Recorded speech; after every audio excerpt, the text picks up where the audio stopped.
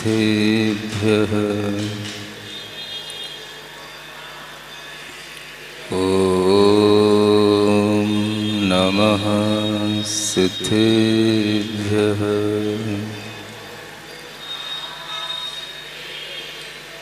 ॐ नमः सिद्धेभ्यः।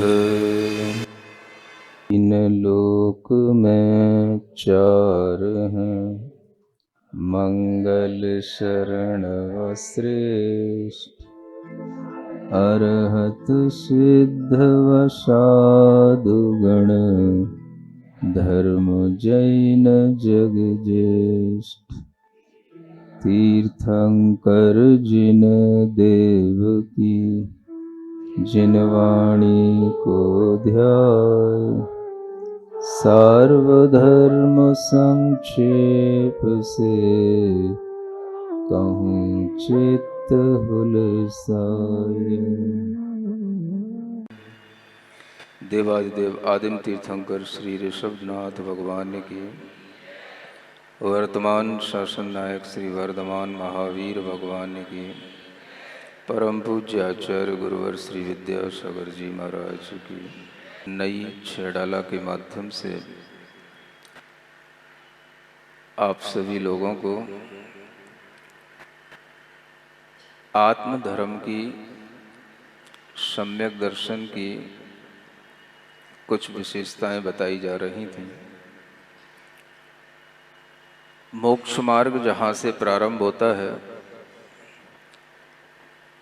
वह आत्मा का सम्यक श्रद्धान कहलाता है,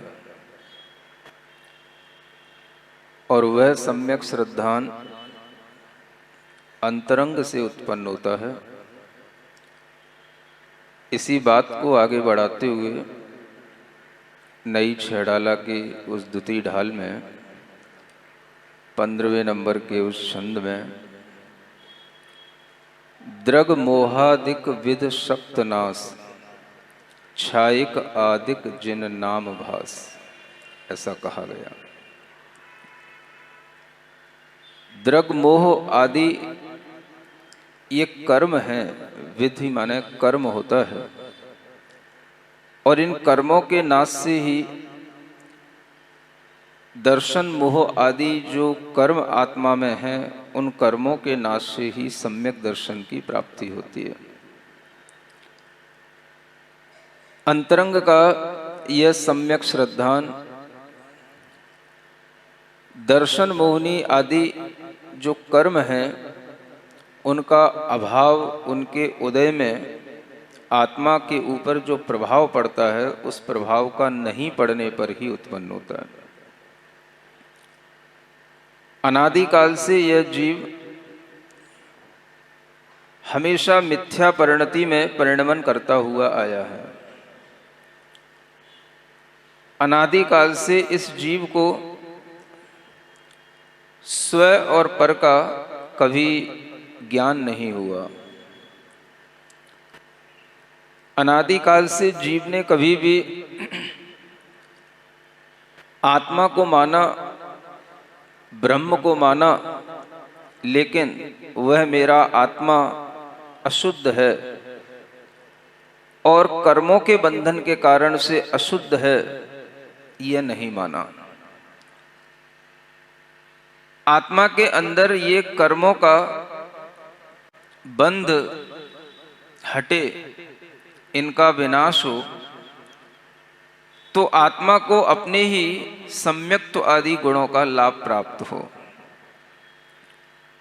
इस तरह का श्रद्धान नहीं बनने के कारण से ही यह कर्म बंध और उसके कारण होने वाली यह जन्म मरण की प्रक्रिया चलती रहती है।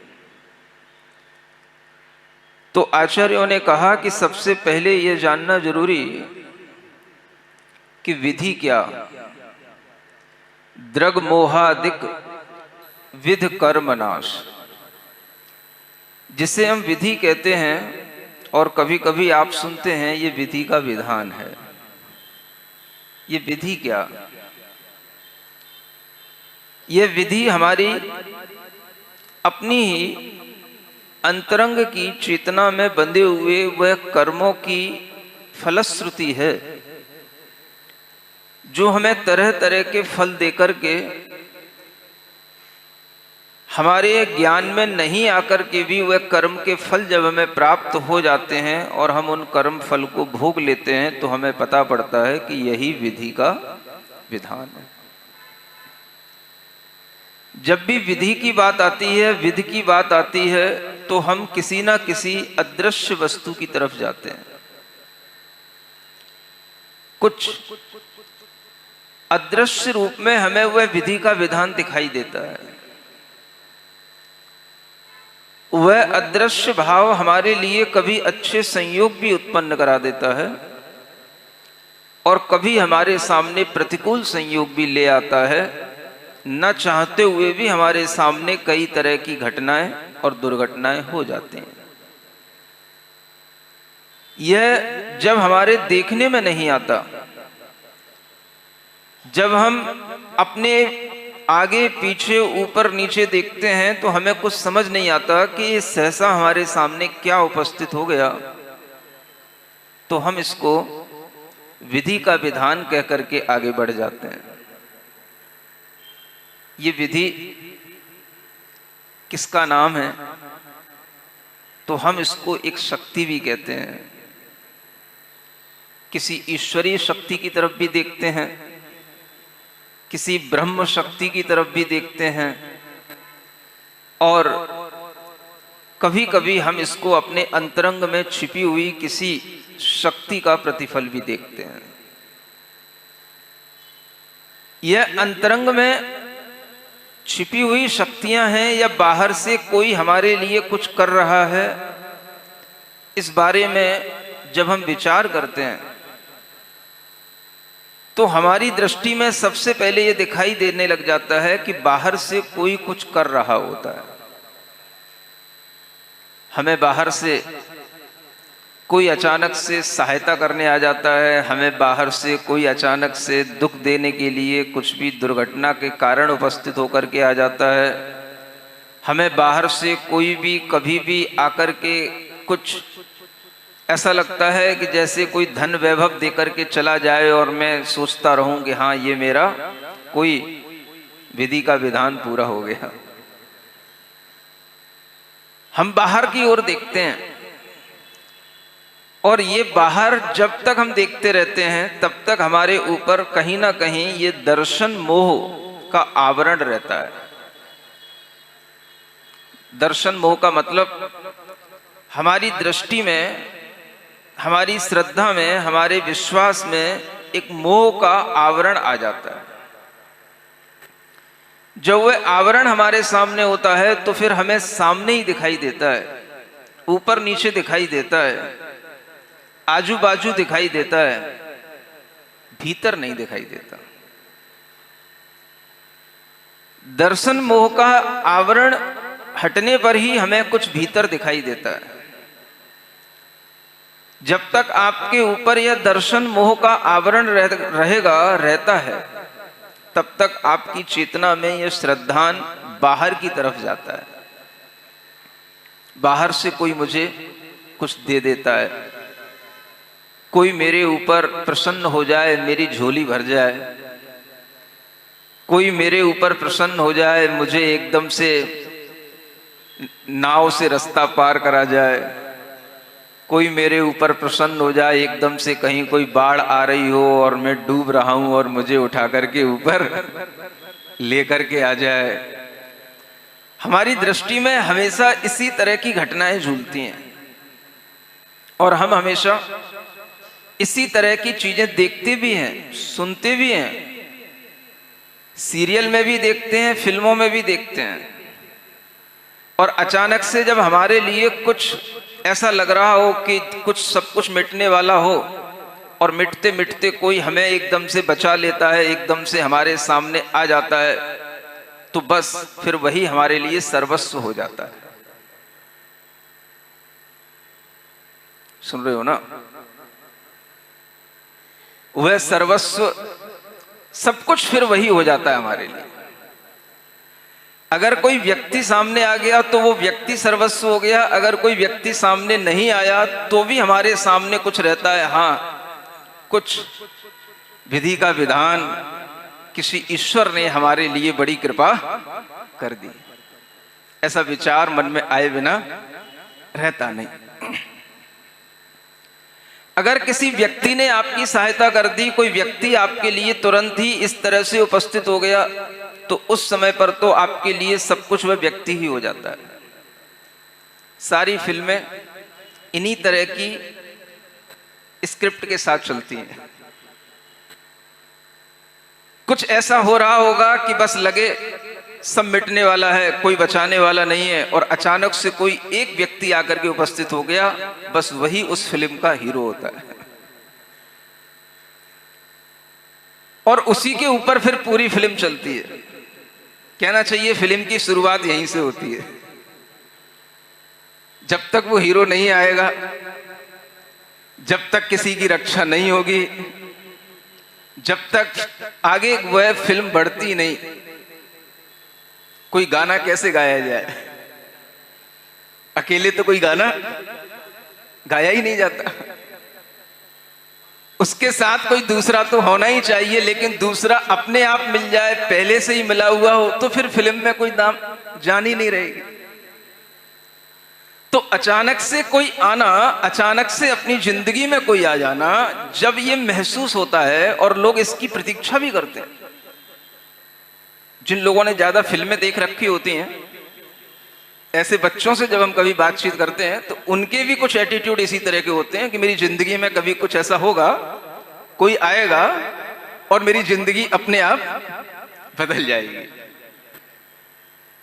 ये सब कुछ फिल्मों का मोह हमारे ऊपर इतना ज्यादा चढ़ा रहता है, बाहर की दृश्यों का, बाहर की सुनी हुई बातों का हमारे ऊपर इतना ज्यादा बुद्धि पर उसका प्रभाव रहता है कि हम इस दर्शन मोह से ही घिरे रहते हैं। इसी को कहते हैं दृष्टि मोह, जिसे दृष्टि भ्रम भी कह सकते हैं। अगर आपको मोह समझ में ना आता हो तो एक शब्द है दृष्टि भ्रम। हमारी दृष्टि में एक भ्रम रहता है। सबसे पहले अगर आप उस भ्रम को दूर कर पाएंगे तो कोई मोक्ष मार्ग शुरू होगा, तो कोई आपकी अंतरंग की यात्रा शुरू होगी। और ये दृष्टि भ्रम जो उत्पन्न होता है, ये हमारे भीतर पिछले कर्मों के संस्कारों के कारण से वह बना रहता है। क्योंकि हमने अनादि काल में अनेक यहां पर जन्म लिए और उन हर जन्मों में इसी तरह के भ्रम के साथ हम जिए, तो उन सब का संस्कार हमारी आत्मा पर रहता है। अब इस संस्कार को हटाना, यह जो अनादि से आया चला आया भाव है, इसको, ये अनादि से आया है, बहुत पुराना है, इसको सहेज करके रखेंगे तो कुछ नया शुरू नहीं होगा। जब इसको हटाएंगे तब कुछ नया शुरू होगा। सुन रहे हो? जो अनादि से आया है वो सत्य नहीं है, क्योंकि वो सत्य होता तो हम अनादि से इस दुनिया में दुख नहीं पाते। जो अनादि से हमारे साथ चलता आया है वह भ्रम है, और वह भ्रम, इसी को आचार्यों ने जैन दर्शन में दर्शन मोह कर्म कहा है। क्या बोलते हैं इसको? दर्शन मोहनीय कर्म। थोड़ा बड़ा सा नाम हो जाता है, इसलिए लोग इसको समझ नहीं पाते, पकड़ नहीं पाते, इसका यूज लंबे समय तक कर नहीं पाते। तो इसका शॉर्ट नेम क्या है? दृष्टि भ्रम। जब हमारी दृष्टि बाहर देखती है तो हमें इसी तरह के दृश्य दिखते हैं। किसी ने मुझे 7वीं मंजिल से गिरा दिया और मैं नीचे आते आते किसी ने मुझे पकड़ लिया, अचानक से वही मेरी जिंदगी का सर्वस्व हो गया, और फिर उसी के साथ हम जीवन पर्यंत के लिए इस तरह से बंध जाते हैं कि वही हमारे लिए सब कुछ होता है। परमेश्वर होता है, ईश्वर होता है, प्रेमी होता है, सब कुछ होता है, वही सब कुछ होता है। इस तरह की चीजें आज भी लोग अपने दिमाग में रखते हैं। इस तरह के विचार कभी कभी चलते हुए सड़क पर भी लोग अपने पास रखते हैं। फिल्म का भूत इतना चढ़ा हुआ रहता है कि अगर वो भूत चढ़ जाए आपके दिमाग पर तो आपको चलते फिरते भी यही दिखाई देगा कि बस जैसे उस हीरो को चलते हुए चौराहे पर कोई मिल गया था, ऐसे ही हमको भी कोई मिलने वाला है। सुन रहे हो ना? ये आजकल बच्चे इसी मूड में घूमते हैं, जैसा देख लेते हैं बस वैसा ही एक्सपेक्ट करते हैं, यही हमारे साथ होने वाला है। इसी को सबसे बड़ा दृष्टि भ्रम कहा जाता है। जब तक आपकी दृष्टि में यह रहता है कि कोई मुझे किसी भी तरीके से रक्षा कर रहा है, कोई मेरा बचाव कर रहा है, कोई मेरे लिए किसी भी तरह की सहायता कर रहा है और वह सहायता उसके द्वारा हो रही है, तो आचार्य इसको दृष्टि भ्रम कहते हैं।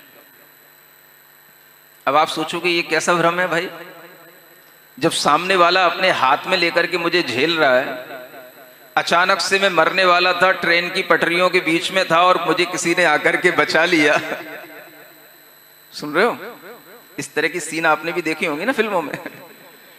अचानक से उसने आकर के बचा लिया तो हम उसको ही भगवान क्यों ना माने, उसको ही हम सर्वस्व उसके लिए ही क्यों ना स्वीकार करें, और किसको स्वीकार करें?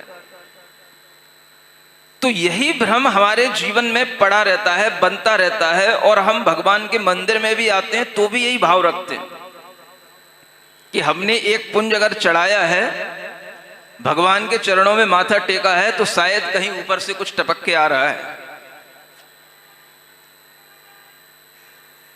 सुन रहे हो ना? हाँ, इसलिए कई लोगों को जब आप माथा टेकते हुए देखोगे ना, तो वे माथा टेक भी लेते हैं और ऊपर भी देखते रहते हैं कि ऊपर से कहीं कुछ आ रहा है, कुछ गिरने वाला है, कोई देने वाला है, दाता विधाता कुछ दे रहा है। ये दाता विधाता का नोशन इतना दिमाग पर चढ़ा रहता है कि हमारे लिए हर वक्त वह इसी रूप में दिखाई देता है। विधाता माने दाता, और वो दाता है तो बस मैं लेने वाला हूं, बस मुझे तू देता रहे। इसलिए मैं अगर मंदिर में भी आऊंगा, भगवान के दर्शन भी करूंगा, माथा भी टेकूंगा, तो यही सोच करके कि तुम ही दाता, तुम ही विधाता, तुम दोगे। ये देने का भाव हमारे लिए उससे अपेक्षित रहता है और हमारे दिमाग में चढ़ा हुआ है। हमें जो भी दे रहा है वही दे रहा है। कौन दे रहा है? ऊपर वाला दे रहा है। वह दाता दे रहा है, विधाता दे रहा है, कोई ईश्वर हमें दे रहा है, और ये देने का भाव हमारे अंदर निरंतर पुष्ट होता चला जाता है, जन्म जन्मांतरों तक चलता है। आपके लिए अगर कोई ने कुछ सिखाया भी ना हो ना, तो भी आपको ये भाव सहज आपके अंदर बढ़ते बढ़ते जन्म लेने के बाद, बड़े होते होते आपके अंदर आ जाएगा, कोई दे रहा है, कोई विधाता है। विधि का ये विधान है, यानी कुछ ईश्वर ने हमारे लिए इसी तरह से लिख रखा है कि तुझे समय पर ये दे दिया जाएगा, तुझे समय पर ये मिल जाएगा। ये लेखा जोखा सब कुछ ईश्वर ने कर रखा है।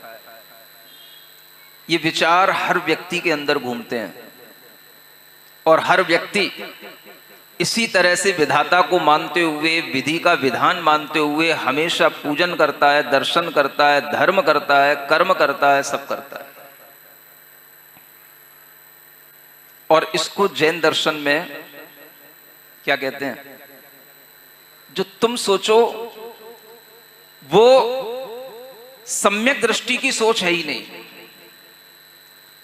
जो तुम देखो वो सम्यक दृष्टि की दृष्टि में है ही नहीं, क्योंकि अगर सम्यक दृष्टि की दृष्टि और तुम्हारी दृष्टि एक हो गई तो फिर या तो वो सम्यक दृष्टि नहीं रहेगा या तुम सब सम्यक दृष्टि हो जाओगे।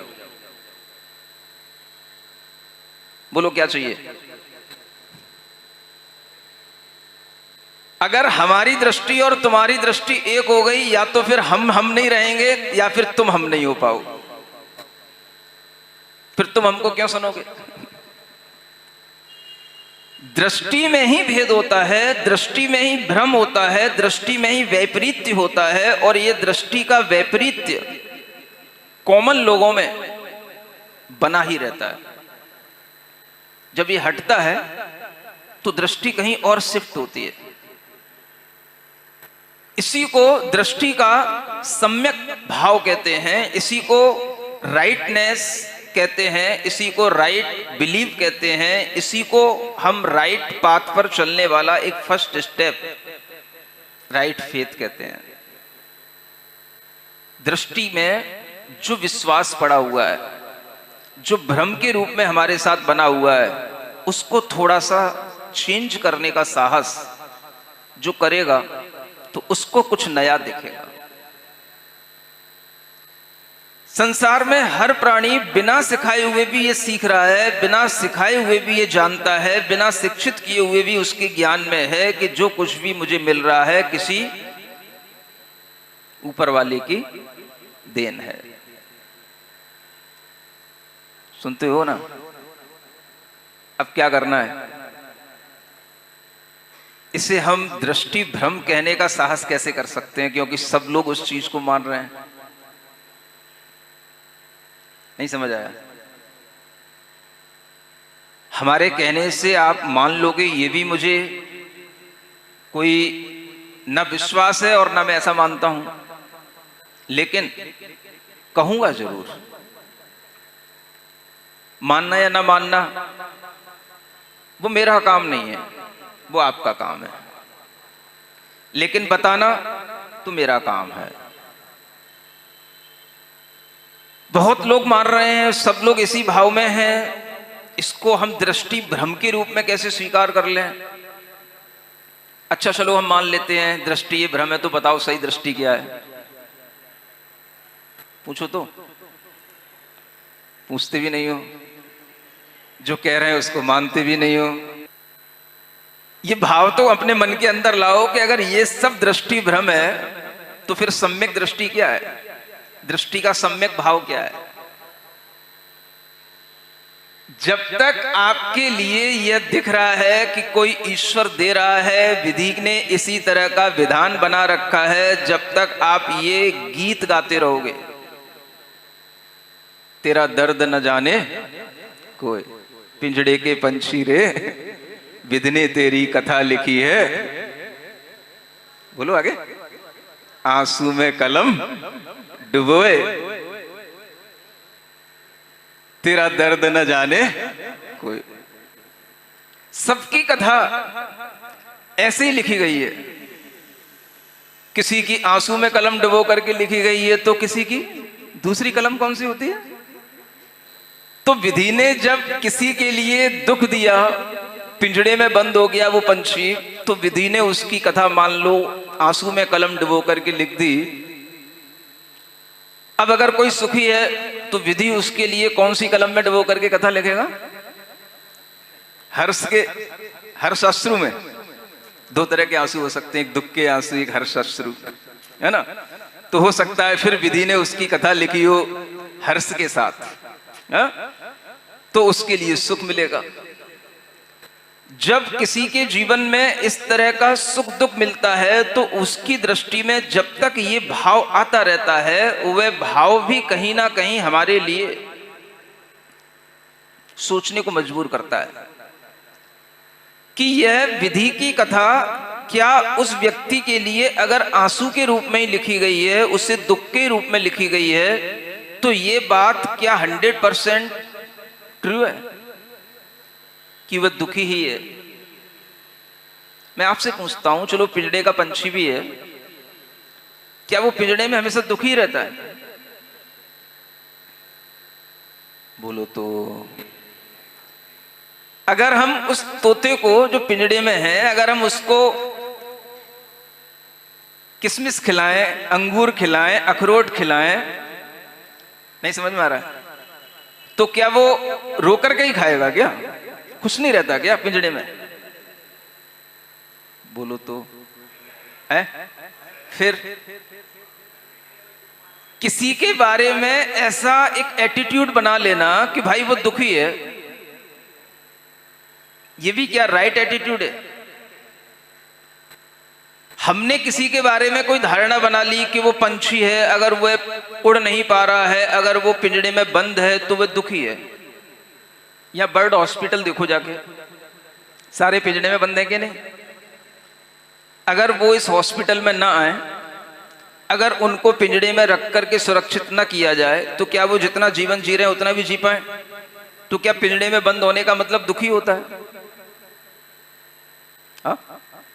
पिंजड़े में बंद होकर के भी वो सुखी रह सकता है, वो खुश रह सकता है। उसका सुख और दुख उसके अपने भावों पर, विचारों पर डिपेंड है कि वो आपकी सोच पर डिपेंड है। तो आपने तो डिसीजन ही दे दिया कि तेरा दर्द न जाने कोई, मानो जैसे वो हमेशा रोता ही रहता हो। विधि ने तेरी कथा लिखी आंसू में कलम डुबोए, माने उसके जीवन में आंसू ही आंसू हैं। नहीं समझ आया? उसके जीवन में भी अगर उसे पिंजड़े में रख करके कुछ न दिया जा रहा हो, वह भूखा मर रहा हो, प्यासा हो, तो दुख है ना? अगर उसे समय समय पर जो पालतू हो जाता है उसे उड़ा भी दिया जाता है और उड़ करके फिर वो वहीं पे आ जाता है, उसे पिंजड़ा भी अच्छा लगने लग जाता है और वो उसी पिंजड़े में जाता है, तो इसमें जब वो अपनी इच्छा से कर रहा है तो अब इसमें दुख किस बात का? इसी को कहते हैं अनेकांत दृष्टि। जब आपके सामने से दृष्टि भ्रम हटेगा, तब आपके ज्ञान में वह अनेकांत दृष्टि आएगी, अनेकांत दर्शन आएगा। और जब ये अनेकांत दृष्टि आपकी खुलेगी, तभी आपके सामने से दर्शन मोह का भ्रम हटेगा। जब ये दर्शन मोह का भ्रम हटेगा तो उसी का नाम सम्यक दर्शन कहलाएगा।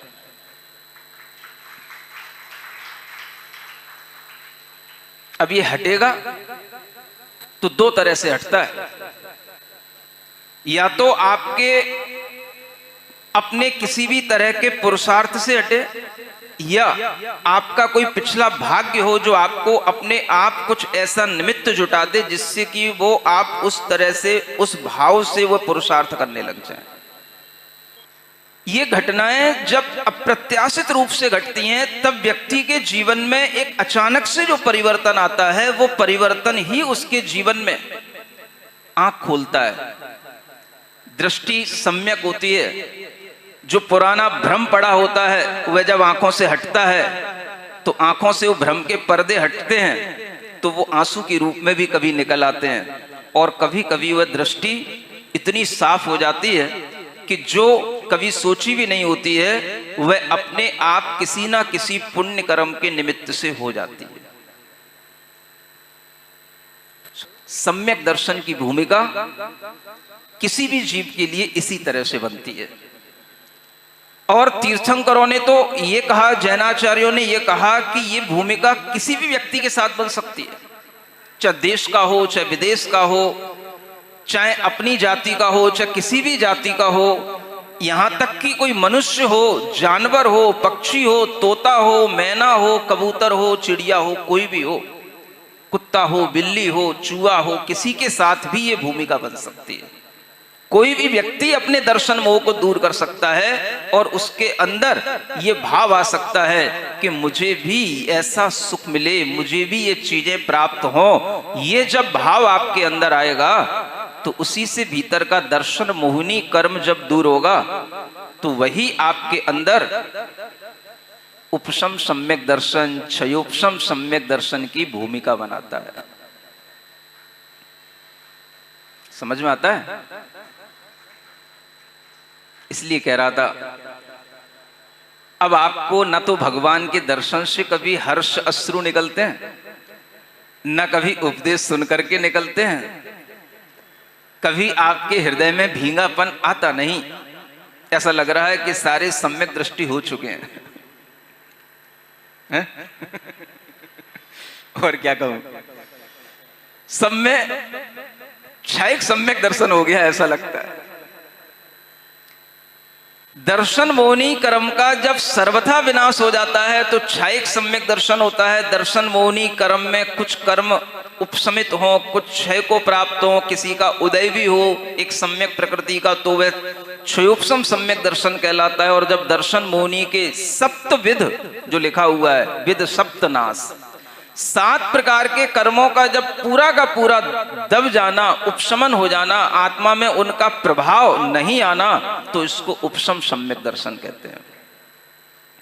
सबसे पहले अगर कुछ आत्मा में अनादि काल से उत्पन्न नहीं हुआ और होगा तो उसका नाम होता है उपशम सम्यक दर्शन। अनंतानुबंधी क्रोध, मान, माया, लोभ, मिथ्यात्, सम्यक प्रकृति, इन 7 कर्मों का आत्मा में जब दब जाना होता है, तब जो आत्मा का उज्जवल परिणाम उत्पन्न होता है उसको कहा जाता है उपशम सम्यक दर्शन। एक अंतर मुहूर्त तक वह परिणाम चलता है। फिर उसके बाद में जब सम्यक प्रकृति का उदय आ जाए बस, और बाकी की 6 प्रकृतियां दबी रहें, तो इसको कहते हैं क्षयोपशम सम्यक दर्शन। और जब आत्मा में इन 7 प्रकृतियों का क्षय हो जाए, इन 7 कर्मों का विनाश हो जाए, तो उसे कहते हैं क्षायिक सम्यक दर्शन। ये सम्यक दर्शन आत्मा का परिणाम, आत्मा का भाव, जीव का शुद्ध स्वभाव, ये तब उत्पन्न होता है जब बाहरी भ्रम टूटे। कौन दे रहा है, किसने विधान हमारा लिखा है, जब तक हमें किसी विधाता, किसी ईश्वर की तरफ हमारा ध्यान रहता है, तब तक हम भीतर अपने कर्म पर अपना ध्यान नहीं दे पाते। जबकि आत्मा से भगवान नहीं बना हुआ है, आत्मा से हमारे कर्म बंधे हुए हैं। पिछले जन्मों के जो कर्म हैं वो हमारी आत्मा से बंधे हुए हैं, उनके फल से हमें चीजें मिलती हैं। तो हमारे अंदर ये विश्वास शिफ्ट हो जाना चाहिए कि जो कुछ हमें बाहर मिल रहा है वह किसी बाहरी शक्ति से नहीं, हमारी भीतरी शक्ति, कर्म शक्ति से हमें प्राप्त हो रहा है, कर्म फल से प्राप्त हो रहा है। अगर ये विश्वास आपका इस तरह से शिफ्ट हो जाएगा तो आपका ये दृष्टि भ्रम दूर हो जाएगा और आपके अंदर भी सम्यक दर्शन की पात्रता आ जाएगी। जब आपको ये फील हो कि मैं बहुत लकी हूं, लकी माने आप अपने भाग्य की तरफ ही जा रहे हैं, आप अपने कर्मों के फल की तरफ ही जा रहे हैं। जब आप अपने कर्म फल की तरफ इस तरह से मुड़ते हैं, उसकी तरफ झुकते हैं, तब आपका सही विश्वास अपने अंतरंग में, अपने भीतर की शक्ति पर होता है। और तब हम जो कुछ भी बाहर दिखता है, मिलता है, पाते हैं, उसे हम किसी बाहर की कृपा से नहीं, हमारे भीतर हमारे कर्म फल से हमें ये प्राप्त हो रहा है। यह विश्वास जब जमने लग जाता है, उसी को सम्यक दृष्टि जीव जिनागम के अंदर कहा जाता है।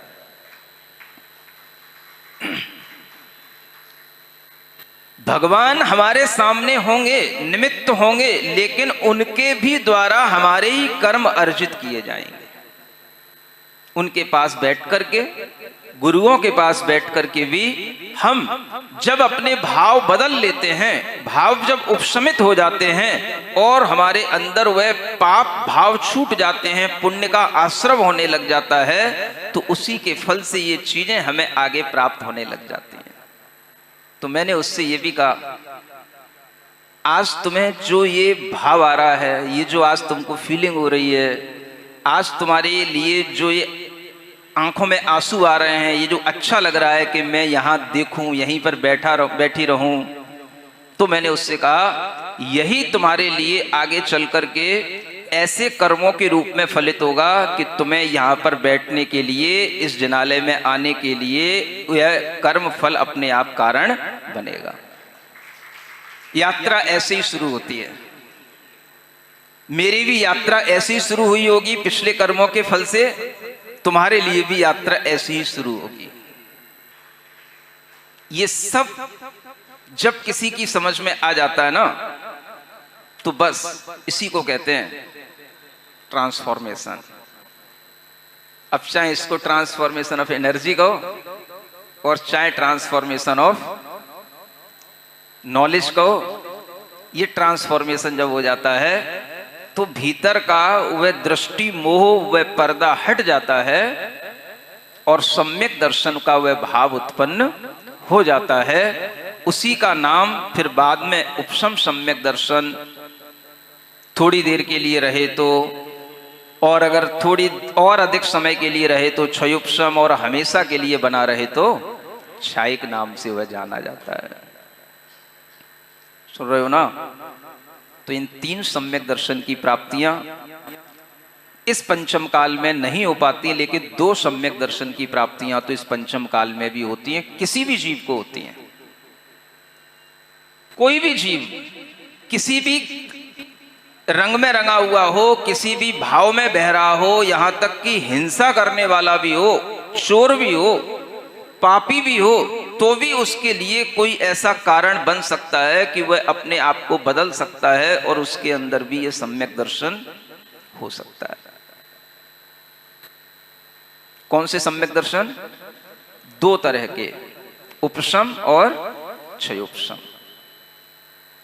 मिथ्या परिणति, मिथ्या भाव, कषाय शांत हो जाएगी, उपशम होगा, और फिर शांत होने के अंतर मुहूर्त के बाद में आपके लिए आपका ही कर्म, जिसे सम्यक प्रकृति कहते हैं, वो आपके सम्यक्त्व को बनाए रखेगा लंबे टाइम तक, जिसे क्षयोपशम कहते हैं। बस ये सबसे बड़ी उपलब्धियां हैं आत्मा की, तो इसी के लिए पुरुषार्थ करना है। सिरिजिणवाणी जग कल्याणी, जग जन मदतम मोहरी, जणमण हारी गढ़हर हारी, जम जरा भव रोग हरी।